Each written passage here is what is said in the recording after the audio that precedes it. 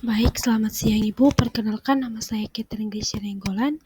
Di sini saya akan menampilkan tugas video saya yang berjudul Seleksi dan Staffing, Simulasi Seleksi CV dan Wawancara Kerja. Nah, pengertian seleksi.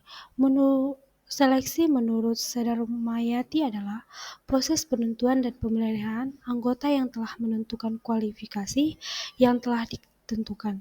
Seleksi juga dikatakan proses penyaringan calon anggota yang telah melalui tahap rekrutmen. Pengertian staffing. Staffing merupakan fungsi manajemen yang terkait dengan proses penarikan, penempatan, pelatihan, dan pengembangan anggota organisasi.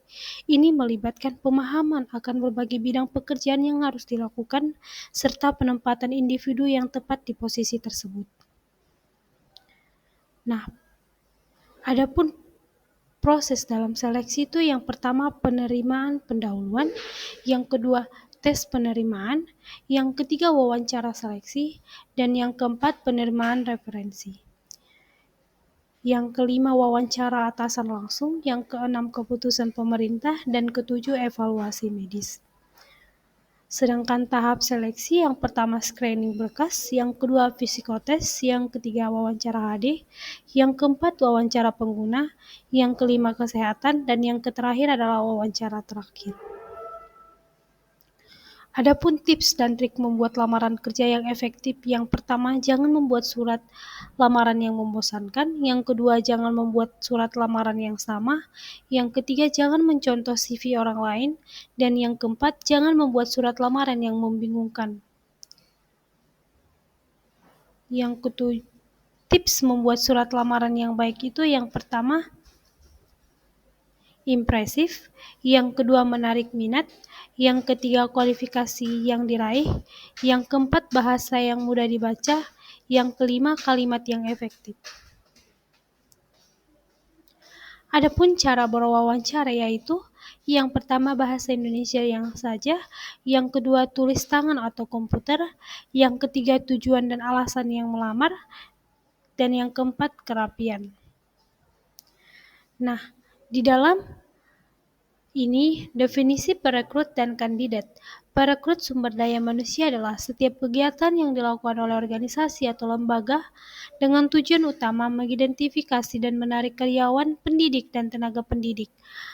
Proses rekrutmen dikenal sebagai pendekatan rasional untuk perekrut.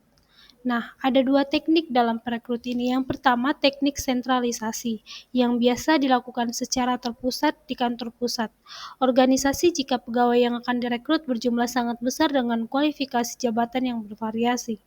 Sedangkan teknik perekrut desentralisasi biasanya terjadi dalam organisasi yang relatif kecil. Kebutuhan rekrutmen yang terbatas dalam organisasi yang mempekerjakan berbagai tipe pekerjaan. Rekrutmen desentralisasi ini dipakai untuk posisi yang profesional, ilmiah, dan administratif dalam suatu organisasi. Nah, adapun proses perekrut itu yang pertama menyusun strategi, yang kedua mencari pelamar, penyaringan, yang ketiga penyisihan pelamar yang tidak cocok. Nah, adapun metode dalam perekrut ini yang pertama metode tertutup yaitu pelaksanaan rekrutmen yang hanya untuk karyawan dan orang-orang tertentu saja sehingga lamaran yang masuk tidak terlalu banyak. Sedangkan metode terbuka yaitu pelaksanaan rekrutmen yang diumumkan melalui iklan di media sosial atau di media massa. Kasus